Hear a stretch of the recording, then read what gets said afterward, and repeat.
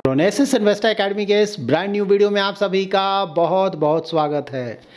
Indian stock market के हालात आज भी बहुत ख़राब हैं, मतलब ऑलमोस्ट सभी कुछ गिरा हुआ है। कल भी गिरा हुआ था, लेकिन हाँ आज सुबह अगर देखते तो गिरावट कहीं ज़्यादा था, बाद में थोड़ा बहुत रिकवरी आया है। तो डिटेल में जानेंगे, समझने की कोशिश करेंगे कि इंडियन स्टॉक मार्केट को आखिर क्या हो रहा है, क्यों इतना ज़्यादा गिर रहा है और ये जो गिरावट है कब तक बना रहेगा। एक रफ आइडिया तो ले ही सकते हैं। और इससे भी कहीं ज़्यादा ज़रूरी फाइनली स्टॉक फंडामेंटल्स का आज से हम सेशन स्टार्ट कर रहे हैं। ठीक है, हर एक वीडियो में लास्ट में एक पोर्शन हम रखेंगे इसके लिए। जो इंटरेस्टेड है, जानना चाहता है कि इन्वेस्टमेंट करते वक्त या फिर स्टॉक्स को सेलेक्ट करते वक्त किन किन बातों को ध्यान रखना चाहिए, वो ऑफ कोर्स देख सकते हैं। और जो इन चीज़ चक्करों में नहीं पड़ना चाहते हैं, सिर्फ दूसरों का सुनकर इन्वेस्टमेंट करना चाहते हैं, उनके लिए तो खैर वो इम्पॉर्टेंट नहीं है। तो मैं आपको आज बेसिक थोड़ा बताऊंगा कि स्टॉक सेलेक्ट करते वक्त किन किन बातों का ध्यान रखना चाहिए, और उसके बाद जो जो इम्पोर्टेंट पॉइंटर्स हैं ना, जिन चीज़ों को हमें चेक करना चाहिए, उन सभी को मैं एक एक करके आने वाले वीडियोस में आपके लिए कवर करूंगा। तो उम्मीद है कि ये वीडियो आपको पसंद आएगा। अगर पसंद आए तो लाइक और शेयर ज़रूर करें। पहली बार हमारे यूट्यूब चैनल पर आ रहे हैं तो चैनल को जरूर सब्सक्राइब करें। मार्केट अपडेट देख लेते हैं। इंडियन मार्केट, उसके बाद वर्ल्ड मार्केट से आइडिया मिलता है कि क्या भाई हालात सभी जगह ख़राब हैं या फिर सिर्फ इंडियन मार्केट में ही प्रॉब्लम चल रहा है। तो इंडियन मार्केट तो यहाँ आप देख सकते हैं, large cap, mid cap, small cap, कहीं कोई रिस्पाइट आपको नहीं दिखेगा। और सेक्टर थीम भी नीचे दिखेंगे ना, तो ऑलमोस्ट सभी कुछ गिरा हुआ है। सिर्फ थोड़ा डिफरेंस ये आया कि सुबह बहुत ज़्यादा गिरा था, सुबह के मुकाबले थोड़ा रिकवरी तो आया है, लेकिन हाँ गिरावट तो है। मेरा पोर्टफोलियो खुद 1.5% गिरा है, लेकिन हाँ मेरे पोर्टफोलियो में मिड कैप, स्मॉल कैप काफ़ी ज़्यादा है। इक्विटी पोर्टफोलियो की मैं बात बोल रहा हूँ। म्यूचुअल फंड पोर्टफोलियो का तो परफॉर्मेंस कल पता चलेगा। बाहर देख लेते हैं।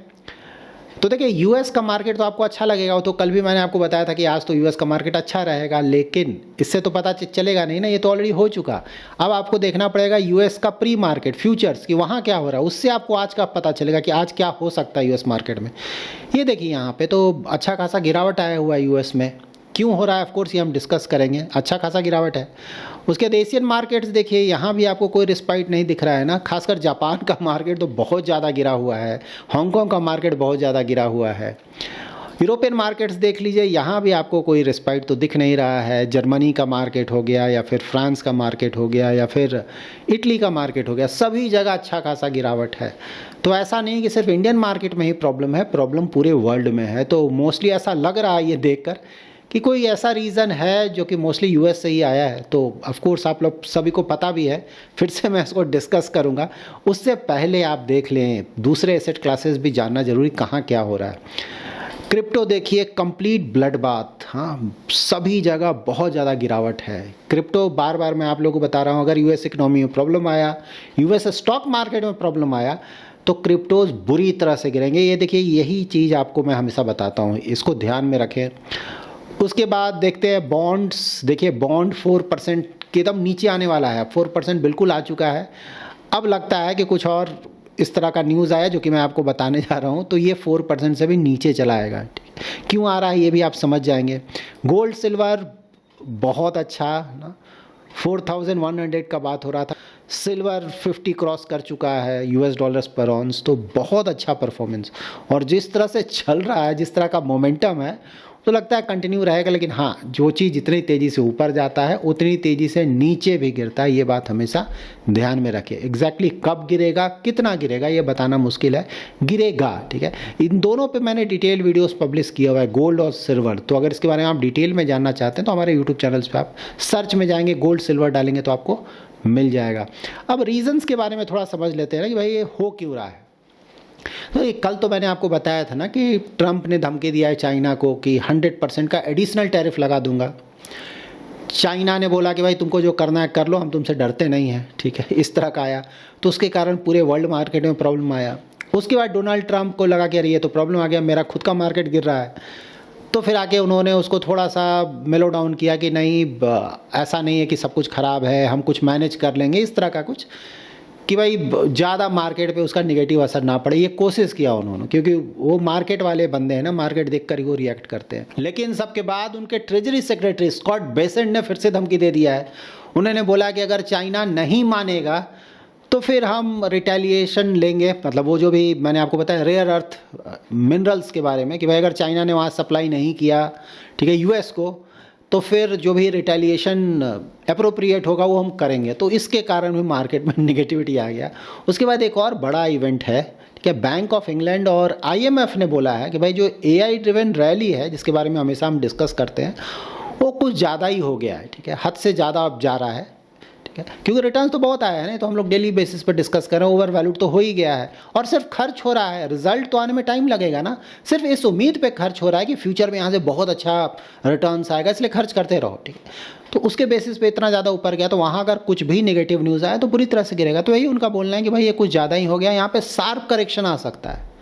और आपको पता है US का जो भी रैली आया है वो तो इसी के कारण आया है ना, तो अगर AI में कुछ प्रॉब्लम आया तब तो US में प्रॉब्लम आ जाएगा। ये बात आप हमेशा ध्यान में रखें कि जब भी किसी भी एसेट क्लास का जो वैल्यूएशन है अगर वो बहुत ज़्यादा होता है तो उसको बहाना चाहिए होता है गिरने का। US मार्केट्स को बहाना चाहिए गिरने का, वो बहाना मिला तो बहुत ज़्यादा गिरावट आएगा।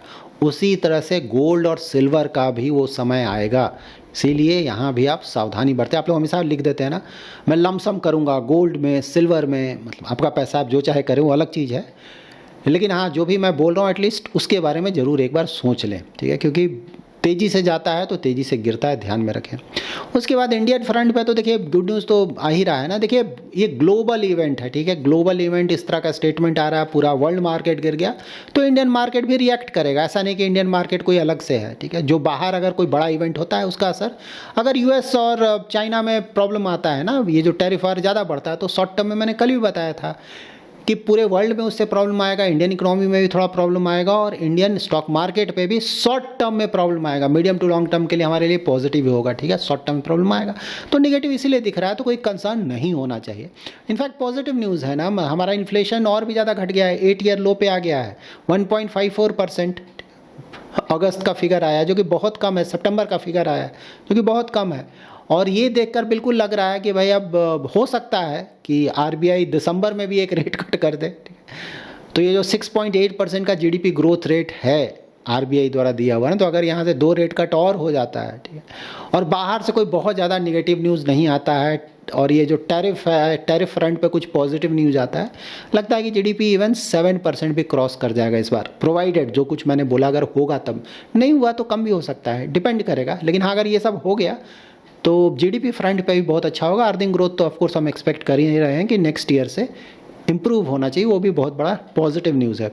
उसका देखिए और भी बहुत सारे पॉजिटिव न्यूज़ हैं, मतलब ये फ्रांस के जो आर्मी चीफ हैं उन्होंने बोला है कि भाई लॉन्ग रेंज जो रॉकेट्स हैं इंडिया के या फिर एंटी ड्रोन सिस्टम है उसमें वो उनको बहुत पसंद आया, बहुत ज़्यादा इंटरेस्टेड है। हो सकता है कि फ्यूचर में फ्रांस ये सब इंडिया से खरीदने लगे।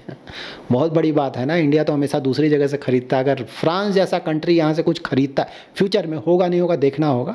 इस तरह का न्यूज़ में आया इसीलिए मैं कवर कर रहा हूँ, बहुत बड़ा न्यूज़ है अगर ये हो जाता है तो ना। इससे अगर फ्रांस इंडिया से कुछ डिफेंस का खरीदेगा तो ऑफकोर्स इंडिया का प्रेस्टीज तो बहुत ऊपर जाएगा और बाकी कंट्रीज़ भी आएंगे। डिफेंस का तो एनी हाउ पॉजिटिव तो लग ही रहा, हम कई बार डिस्कस कर चुके हैं।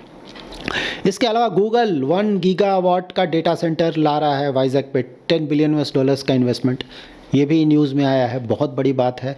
और इस सबसे बड़ी बात मैं अभी आपको बताने जा रहा हूँ ना, ताइवान का जो फॉक्सकॉन कंपनी है जो कि लार्जेस्ट कॉन्ट्रैक्ट मैन्युफैक्चरर है आईफोन्स का, ठीक है, तो वो लोग 15,000 करोड़ का एडिशनल इन्वेस्टमेंट कर रहे हैं तमिलनाडु में, ठीक है। ये तो कोई बड़ी न्यूज़ नहीं हुई, इसके बाद का जो मैं बताने जा रहा हूँ वो बड़ा न्यूज़ है। तो कि यहाँ पे to accelerate manufacturing of emerging technologies, ठीक है, तो अगर वहाँ पे R&D में अगर ये खर्च कर रहे हैं तो वहाँ पे हाई वैल्यू जॉब्स क्रिएट हो गए।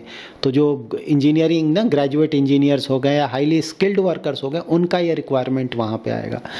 तो अगर ये सब कंपनीज, क्योंकि कॉन्ट्रैक्ट मैन्युफैक्चरिंग क्या सिर्फ बना रहे हैं ना, R&D से तो उसका कुछ लेना देना नहीं, लेकिन अब धीरे धीरे अगर ये वैल्यू चेन में हम ऊपर जाएंगे ना, R&D भी अगर इंडिया में स्टार्ट होने लगा तो वो बहुत बड़ा न्यूज़ है, आने वाले सालों में हमें उसका काफ़ी ज़्यादा फ़ायदा मिलेगा। अब आज के टॉपिक पे आते हैं। तो आज का टॉपिक है ओवरऑल स्टॉक, अच्छे क्वालिटी के स्टॉक्स को सेलेक्ट करते वक्त हमें किन किन बातों का ध्यान रखना चाहिए, ठीक है। तो ये काफ़ी सारे वीडियोस में मैं डिस्कस करूँगा, कोई ना 5-10 मिनट्स का टॉपिक तो है नहीं, लेकिन आज से स्टार्ट करते हैं इसको। तो देखिए कोई भी कंपनी स्टार्ट करता क्यों है, सबसे पहले तो इस सवाल का जवाब देना। कोई मान लीजिए जूते का कंपनी खोल लेता है, कोई मान लीजिए कपड़े का कंपनी खोल लेता है, कोई स्टील बना रहा है, कोई टेक का कंपनी है ना, सॉफ्टवेयर सप्लाई कर रहा है या फिर कंप्यूटर बना रहा है, बहुत तरीके का कंपनीज है ना, तो अलग अलग कंपनी खुलता क्यों है? तो देखिए, कंपनी खोलने का तो एक रीज़न ये है कि भाई वो एक पर्टिकुलर कंपनी इसलिए खोला जाता है कि जो बंदा खोल रहा है या तो उस चीज़ को ऑलरेडी वो जानता है पहले से, या फिर उसको लगता है कि यहाँ पे अगर खोलेंगे तो अच्छा चलेगा, ठीक है। लेकिन इन सब का जो मेन पर्पस है ना, ये कंपनीज खोलने का, बिजनेस स्टार्ट करने का क्या होता है? क्यों कोई बिजनेस स्टार्ट करेगा? बहुत तरीके का बिजनेस, क्यों? तो वो होता है प्रॉफिट, फ़ायदे के लिए। मतलब टाइम पास के लिए तो कोई बिजनेस स्टार्ट नहीं करता है ना। या फिर अगर दूसरों का सेवा करना है तो आप एनजीओ खोलोगे ना, वहाँ पे तो प्रॉफिट का सही बात है, वहाँ आप नहीं देखोगे। लेकिन कोई बिजनेस स्टार्ट कर रहा है तो वो सिर्फ और सिर्फ प्रॉफिट के लिए कर रहा है, ठीक है, कि भाई ज़्यादा से ज़्यादा वहाँ पे प्रॉफिट जनरेट किया जा सके। तो स्टॉक्स में जब आप इन्वेस्ट करते हैं तो आपको पता है ना कि अगर एक स्टॉक भी अगर आप खरीदते हैं तो कंपनी के मालिक बन जाते हैं, ठीक है। ऑफ कोर्स उसको बोला जाएगा छोटा मालिक। अगर किसी के पास बहुत ज़्यादा शेयर्स होगा तो वो बड़ा मालिक होगा, जिसके पास एक थोड़ा बहुत शेयर्स होगा छोटा मालिक। लेकिन मालिक तो बनते हैं, क्योंकि उसका जो भी प्रॉफिट होगा उस कंपनी का, ठीक है, उस प्रॉफिट का एक हिस्सा आपको भी मिलेगा। डिविडेंड दे रहा है उसके थ्रू मिल सकता है, बाई बैक कर रहा है अगर कंपनी तो उसके थ्रू आपको मिल सकता है, या फिर कंपनी तेजी से ग्रो कर रहा है तो ऑफ कोर्स उसका स्टॉक एप्रिसिएट कर रहा है, आपके पास स्टॉक है तो उसका प्राइस ऊपर जाएगा, उससे भी आपको फ़ायदा हो रहा है। तो इस बात को हमेशा ध्यान में रखें कि कंपनी को सिर्फ और सिर्फ प्रॉफिट चाहिए। वो जितना ज़्यादा प्रॉफिट जनरेट करेगा उसके मालिक को उतना ज़्यादा फ़ायदा होगा, और आप उस कंपनी के मालिक हैं तो आपका ये है कि भाई तुम प्रॉफिट जनरेट करते जाओ, ठीक है। ऑफ कोर्स सही तरीके से जनरेट करो, ये बहुत ज़रूरी है। वहाँ गलती हुआ तो फिर कंपनी बैठ जाएगा। प्रॉफिट के साथ साथ आपको सेल्स भी देखना है, क्योंकि अगर सेल्स कंपनी का नहीं है, सिर्फ प्रॉफिट आ रहा है तो वो लॉन्ग टर्म तक सस्टेन नहीं कर सकता है। सेल्स को लाना ही होगा, ठीक है, ये बात हमेशा ध्यान में रखें। तो सेल्स भी बहुत इंपॉर्टेंट है, उससे कहीं ज़्यादा इंपॉर्टेंस होता है प्रॉफिट का, और उससे भी कहीं ज़्यादा इंपॉर्टेंस फ्री कैश फ्लो। अगर कोई company free cash flow generate कर रही है, और कम से कम कंपनी को ऑपरेटिंग कैश फ्लो तो जनरेट करना ही है, कि भाई जो बिजनेस करो कम से कम उसमें तो तुम कैश फ्लो जनरेट करो। तो ये सब बहुत इंपॉर्टेंट चीज़ें हैं। उसके बाद आपको देखना है डेट कैसा है कंपनी पे, तो उसके लिए हम चेक करते हैं डेट टू इक्विटी रेशियो। तो डेट टू इक्विटी रेशियो थोड़ा बहुत है, बिल्कुल चलेगा, कोई दिक्कत नहीं, लेकिन ट्राई करें 0.5 से ज़्यादा ना हो। अगर कंपनी बहुत ज़्यादा पसंद है, बाकी सभी कुछ बहुत अच्छा है, तो 1 से कम तो ज़रूर हो। लेकिन हाँ, मुझसे अगर पूछेंगे तो 0.5 से अगर नीचे हो तो उसे ठीक माना जाएगा, ठीक है। थोड़ा बहुत डेट होने में दिक्कत नहीं है। डेट लेकर कंपनी अगर तेज़ी से ग्रो कर रहा है और डेट कंट्रोल में है तो थोड़ा बहुत डेट से प्रॉब्लम नहीं होना चाहिए।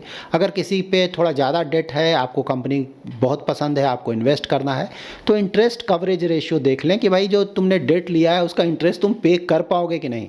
तो इंटरेस्ट कवरेज रेशियो है, देखें कि 3 से ऊपर है अगर तो ठीक माना जाएगा, जितना ज़्यादा उतना अच्छा है।